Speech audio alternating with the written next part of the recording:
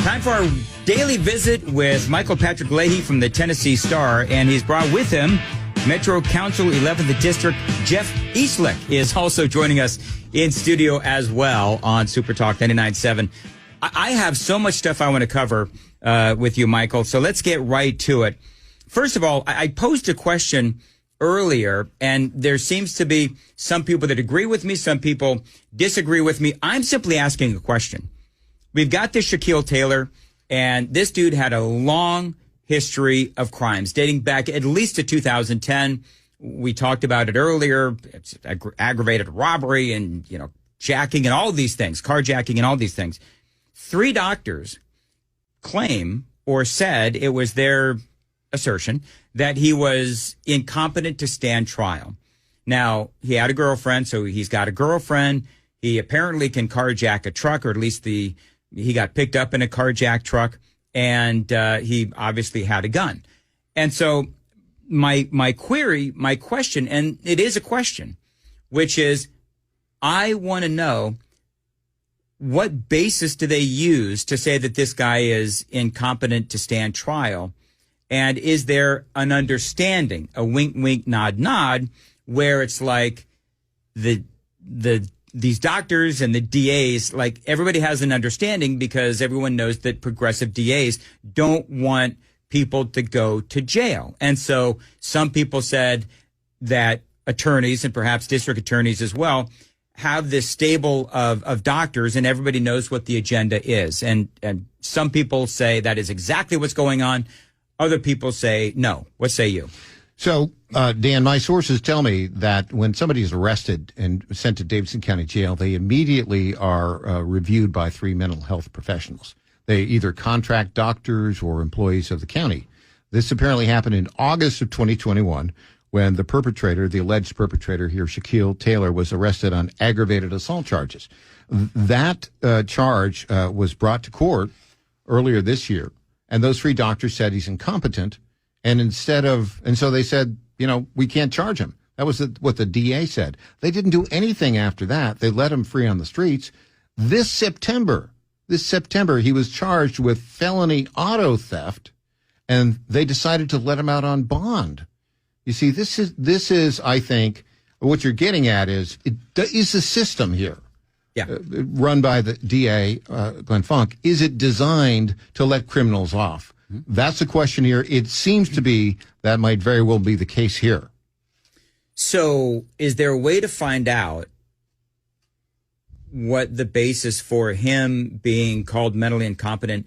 Is there a way to do some digging? Sure.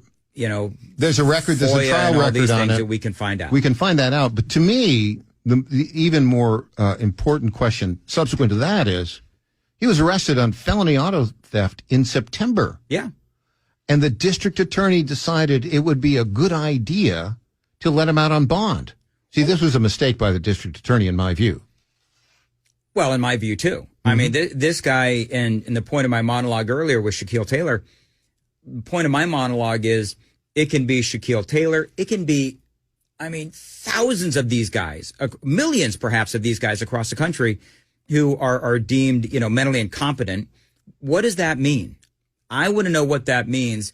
And if we are using that as a keep them out of jail free kind of a card, and that means that Glenn Funk doesn't have to do anything, it kind of lets him off the hook, then that is a problem. So I think it's more than that, though. I think that Glenn Funk did not properly prosecute this dangerous person. Okay. That's what I think it is. And, of course, now this sweet young girl.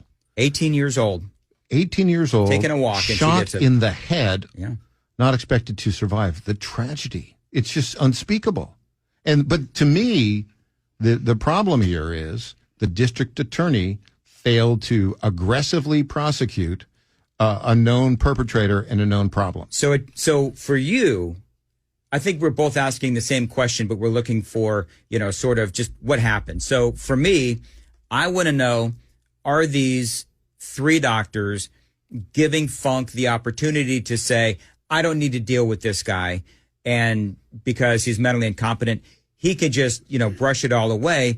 And you're talking about what happened in September, and maybe one has to do with the other. Maybe when this happened in September, he looks at the history of this guy and he says, well, these 3 doctors said that he's mentally incompetent, so it doesn't matter. I'm just going to let this guy, walk. And I mean, to me, my view is it's a dereliction of duty of the district attorney. I will say it is. But I also want to know if there is a systemic problem within Nashville. That's going to be the bigger issue because asking the question answers it. Yeah, I think you're right. And we'll have to see where this case goes. I really hope that here's what 2 things that I want to see happen. I want to know what the basis is for calling these people mentally incompetent. I do want to know if there is an understanding within the DA's office to say, wink, wink, nod, nod, we want to deem as many of these people as mentally incompetent, air quotes, as we can so that we don't have to prosecute and we don't have to put all these poor people behind bars. That's an important question we'll be investigating at the Tennessee Star. Jeff Eslick, Metro Council 11th District, I'm really glad you're here because you have been involved in something near and dear in a hateful, infuriating kind of way. The Old Hickory homeless encampment that I have been covering, for a long time and for many reasons. One, because I come into work at a really, really early time, and I've almost hit these, zombie-like homeless people walking on Old Hickory as I'm trying to make my way to 40. And you've been trying to shut this. You literally ran on trying to shut this thing down, and then it's seemingly the rug was kind of pulled out from under you. Let's talk about that as far as because I know there's been an update on the Old Hickory homeless encampment. So tell us what the update is. Well, as far as there's not really an update on that encampment. It's still just as big and as bad as it was. They did clean it a while back, which part of the reason that they would shut one down would be that it was nasty. So cleaning it only extended the life of it, if you ask me. And that's kind of the way the whole prioritization works. So I wish it wouldn't have been cleaned up, although it is back nasty. So it didn't take very long to get there. I was going to say, how long do they think it's going to stay clean 36, 48 hours. Exactly. But what we're also facing right now, there's a petition to close down the Hermitage Inn, which is on Lebanon Road right there at Old Hickory Boulevard. It's a motel. It's been there a really long time. Is that it's green? Bluish green? Right across from Thornton's, yes. Hooters, right in that area? Yep. If I may be wrong with the number, it's like 1,266 or 1,566 calls for the police in the last 5 years. That's about one a day. You add in the Thorntons and the Quick Sack, which are right there by that. And of course, they're going to go back and forth and shop between those two. You're looking at 2 or 2+ calls a day on that area. Something needs to be done. I know it was a bad thing during COVID.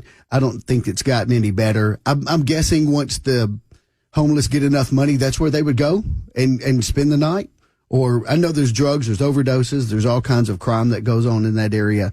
I would like to see that shut down as a nuisance or cleaned up, one of the two. Dan Mandis here along with Michael Patrick Leahy from the Tennessee Star and Jeff Eslick, Metro Council 11th District. One final thought, if we could, on the Old Hickory encampment. So you're talking about closing down as you said, the nuisance, the hotel right there and everything.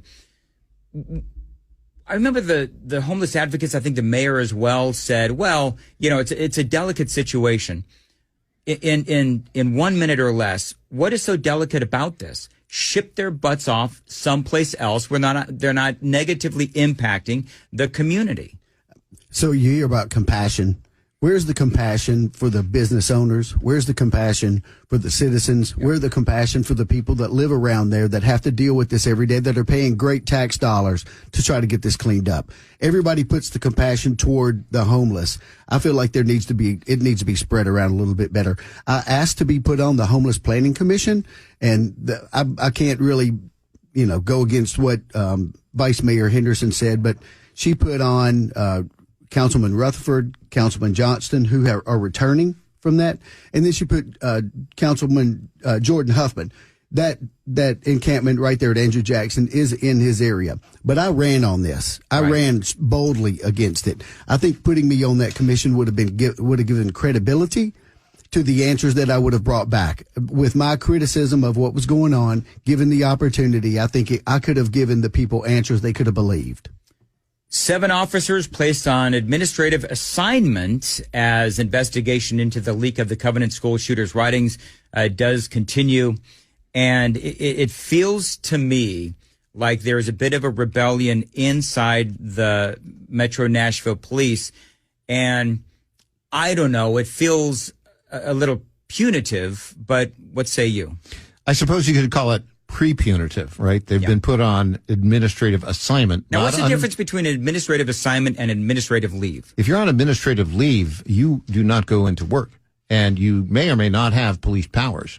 They are going into work, presumably filling out paperwork right now. But 7 of them, it does have a feeling of a rebellion and a purge. That's what it has a feeling of. That's the word I used yesterday is a purge. And so the question is, Stephen Crowder, when he released these 3 documents that have now been authenticated as writings of the Covenant Killer, which are very incendiary with, shall we say, steeped in anti-white, progressive, oppressive ideology and pure hatred. Yeah. Pure hatred. Anti-white, anti-Christian. Goes on and on. So the question on this is, Stephen Crowder has said that a source in Metro Nashville Police Department was the originating source of these documents. Okay. So who is that?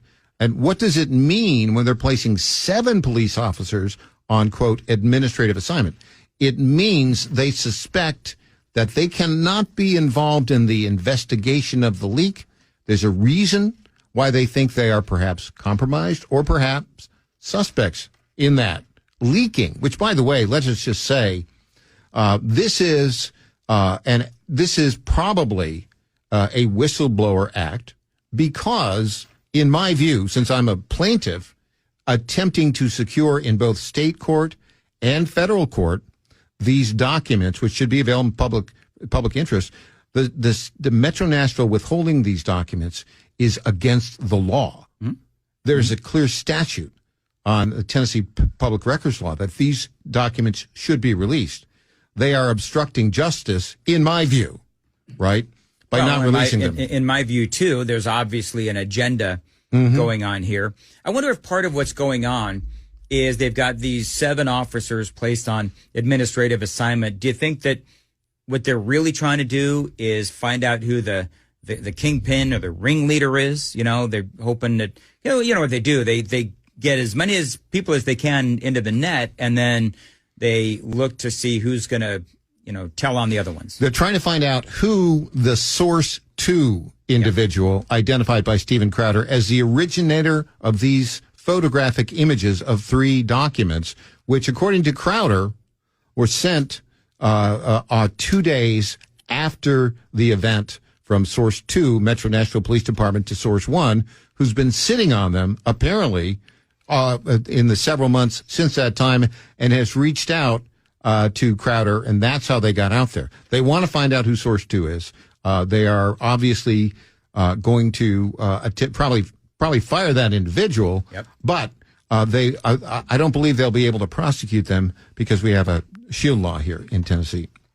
Going to be interesting. Thank you, Michael Patrick Leahy. By the way, real quickly, talk about in 30 seconds the censorship that is going on right now with some of the various websites. You have YouTube, some of the social media websites. Facebook, YouTube, Google, Instagram are censoring and are not allowing the Crowder video that went out to announce this on Monday. They are shutting it down.